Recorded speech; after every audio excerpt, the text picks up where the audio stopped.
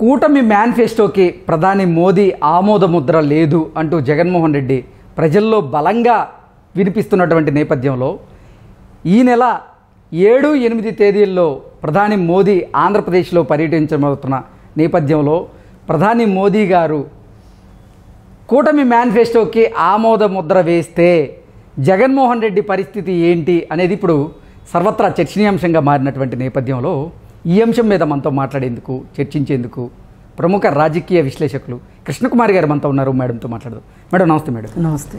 Madam, కూటమి మేనిఫెస్టోకి అసలు ప్రధాని మోదీ ఆమోదముద్ర లేదు అంటూ జగన్మోహన్ రెడ్డి ప్రజల్లోకి బలంగా తీసుకెళ్లేందుకు ప్రయత్నం చేస్తూ ఉన్నారు.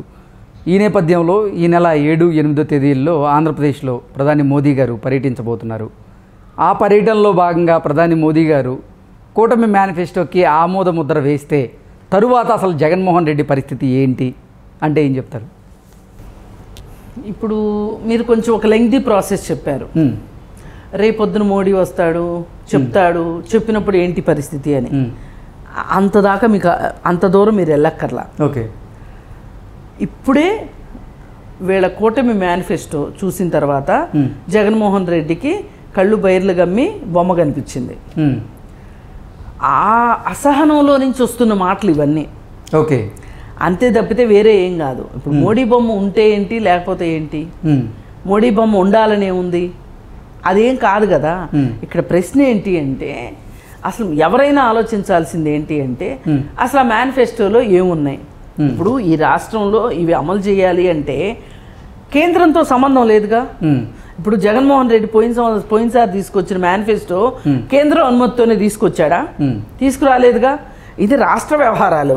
రాష్ట్ర వ్యవహారాలకి రాష్ట్ర నాయకత్వం బాధ్యత వహిస్తుంది. అంటే కూటమి మేనిఫెస్టో ఏదైతే ఉందో అది ఆచరణకు సాధ్యం కాదని భారతీయ జనతా పార్టీ పెద్దలు అలాగే ప్రధాని మోదీ భావించారని, అందుకే వారు అసలు మేనిఫెస్టోను పట్టుకునేందుకు కూడా ఆసక్తి చూపలేదు అంటూ కూడా ఇప్పుడు వైసీపీ నేతలు ఆరోపణలు చేస్తూ ఉన్నారు. ఇదంతా వైసీపీ నేతల ఊహాగానాలండి.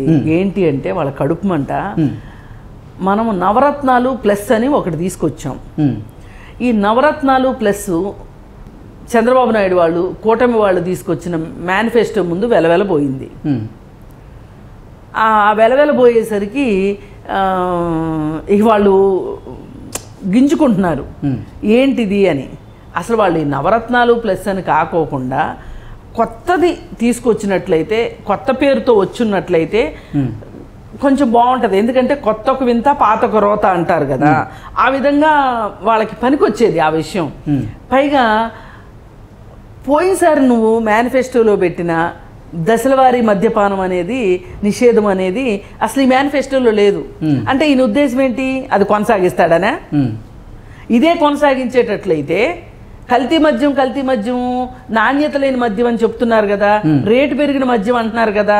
మరి అలాంటప్పుడు ఆ విషయంలో దెబ్బ పడుతుంది కదా జగన్మోహన్ రెడ్డికి. మళ్ళీ ఇంకొకసారి మద్యపాన నిషేధం చేస్తాను అని పాత పాటే పాడాడు అనుకోండి, ప్రజలు నమ్మరు కదా. అందుకని చాలా తెలివిగా ఏం చేశాడంటే ఆ పాయింట్ దగ్గరికి వెళ్ళకోకుండా, అసలు ఆ టాపిక్ లేకోకుండా చూశాడు జగన్మోహన్ రెడ్డి. అంటే ఏదో ఇప్పుడు ఎవరికి తగ్గ తెలివితేటలు వాళ్ళకు ఉంటాయి కదండి. మనమే తెలివైన వాళ్ళం అనుకుంటారు, మన ప్లాన్లే సక్సెస్ అవుతాయి అనుకుంటారు కదా. అలా ఆయన వాళ్ళ ఉంటారు కదా, వాళ్ళ బ్యాచ్ ఉంటారు కదా, ఆ బ్యాచ్ తోటి మాట్లాడి, ఆ బ్యాచ్ అంటే ఎవరు, ఈ సలహాదారులు బ్యాచ్ ఉంది కదా, వీళ్ళంతా కలిసి కూర్చొని ఏదో ఆలోచన చేస్తారు. ఆ ఆలోచనలో వాళ్ళకి తట్టిన ప్రకారం వాళ్ళు చేశారు. ప్రజలు చాలా అమాయకులు, మతిమరుపు ఎక్కువ వాళ్ళకి. నేను పోయినసారి చెప్పిన విషయం, మద్యపానం విషయం, ఇవాళ ఈసారి ఎత్తర్లే వాళ్ళు. నేను ఇంకా అంతకంటే మంచిది ఏదో చేస్తానని వాళ్ళు అనుకుంటారు పాపం. అందుకని దాని సంగతి ఎత్తొద్దు అనుకున్నారు. కానీ అదే బూమరాంగ్ అయింది ఇప్పుడు.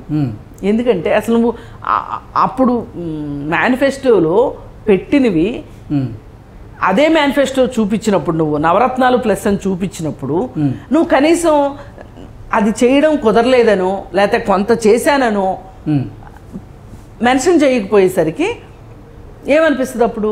ఓహో, ఇది వ్యూహాత్మకంగానే మన పక్కదారి పట్టిస్తున్నాడు అనమాట. ఇప్పుడు అందరికీ ఇది అర్థమవుద్దా లేదా, కింది స్థాయి వ్యక్తులకి ఇది అర్థమవుద్దా లేదా అంటే నేను చెప్పలేను. కానీ మిడిల్ క్లాస్ వాళ్ళకైతే అర్థమవుతుంది కదా.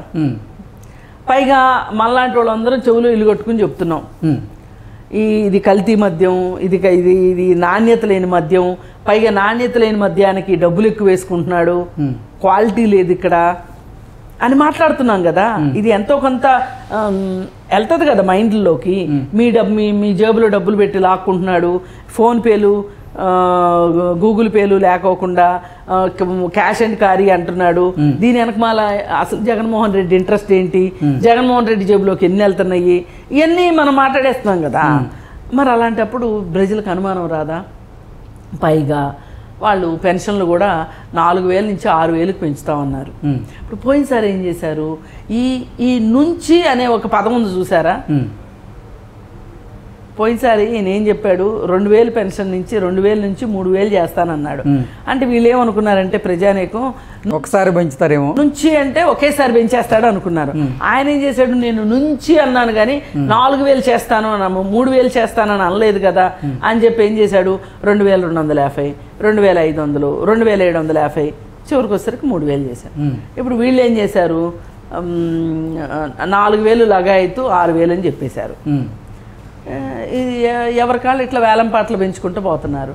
కానీ ఆ ముందు ఈయన వేలంపాట పాడేశాడు, తర్వాత వేలంపాట పాడినోడిని లెక్కేసుకుంటారు కానీ ముందు పాడినోడిని లెక్కేసుకోరు కదా. అది జరిగింది పాపం జగన్మోహన్ రెడ్డికి, ఇంత అన్యాయం జరిగింది. అందుకని ఇప్పుడు ఆయన ఏం చేస్తున్నాడు, నేను ముఖ్యమంత్రిగా ఉన్నా, నేను మేనిఫెస్టో పెట్టా, నేను కాబోయే ముఖ్యమంత్రిని, నా మేనిఫెస్టోకి విలువ ఉంటుంది. కానీ వాళ్ళెవరో ఢిల్లీ వాళ్ళు వీళ్ళు కలిసి కుమ్మక్కయ్యి వీళ్ళు ఒక మేనిఫెస్టో తీసుకొచ్చి, పైగా ఆ ఢిల్లీ అయిన బొమ్మ కూడా లేకపోకుండా రేపు పొద్దున ఆయన వచ్చేసేసి ఏంటి అసలు ఇవన్నీ నేను ఎప్పుడు చెప్పాను మీకు, నా బొమ్మ కూడా వేసారు ఏంటి. ఇప్పుడు ఆయన ఏంటి బొమ్మ లేకుండా చేసుకుంది, కన్వీనియంట్గా తప్పుకుందామని ఆయన బొమ్మ లేకుండా చేసుకున్నాడు. ఇతనేంటి జగన్మోహన్ రెడ్డి దాన్ని వాడుకుందామని చూస్తున్నాడు జగన్మోహన్ రెడ్డి. ఏది ఏమైనా మేము మంచి పాయింట్లు పెట్టాం కదా మాకేంటి అనుకుంటున్నారు కూటమి వాళ్ళు. ఇలా ఎవరి స్ట్రాటజీల్లో వాళ్ళు ఉన్నారు. ఏది ఏమైనా అలవిగాని వాగ్దానాలు చేసి మేనిఫెస్టోలు తీసుకుని వచ్చి ప్రజల్ని వెర్రోళ్ళని చేయాలని మటుకు రాజకీయ పార్టీలు అనుకోకుండా ఉంటే బాగుంటుందనేది మన ఉద్దేశం. కానీ మన మాటకి విలువ ఉందా? ఇప్పుడు మనం చొక్కా పట్టుకుని అడుగుతున్నాం, ఏమయ్యా పోయినసారి మేనిఫెస్టో సంగతి ఏంటి, నువ్వు అసలు దశల వారీ మద్యపానం ఏమైంది, నువ్వు ఫ్రీగా కరెంట్ ఇస్తానన్నావు ఏమైంది, 250 యూనిట్ల వరకు ఫ్రీ కరెంట్ ఇస్తానన్నాడు ఏమైంది, పెట్రోల్ బంకులోనే ఆటో వాళ్ళకి ఆటో ఏదో పథకం ఉంది, ఆ పథకం కింద మీకు సబ్సిడీ ఇస్తాను పెట్రోల్ మీద, ఆ సబ్సిడీ మీకు మీరు ఇంటికి వెళ్ళాక మీ అకౌంట్లో బట్టం కాదు, నాకు బటన్ నొక్కే పని కూడా లేకపోకుండా మీకు పెట్రోల్ బంకులోనే మీ డబ్బులు మీకు వచ్చేటట్లు చేస్తాను అని చెప్పాడు. దాని సంగతి ఏమైంది? మరి ఇట్లాంటి చాలా ఉన్నాయి. అందుకని వాటి సంగతి ఏంటో చెప్పు ముందు, వేరే వాడి మేనిఫెస్టో సంగతి నీకెందుకు, నీ మేనిఫెస్టో సంగతి నువ్వు వేడువు అని చెప్పి మనం అడుగుతున్నాం.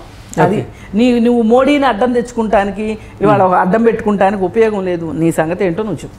ఓకే, ఒకవేళ అసలు మోదీ గారు 7-8 తేదీల్లో ఆంధ్రలో పర్యటిస్తున్నటువంటి నేపథ్యంలో ఆయన ఆమోద ముద్ర వేసే అవకాశం ఉందంటారా మేనిఫెస్టోకి?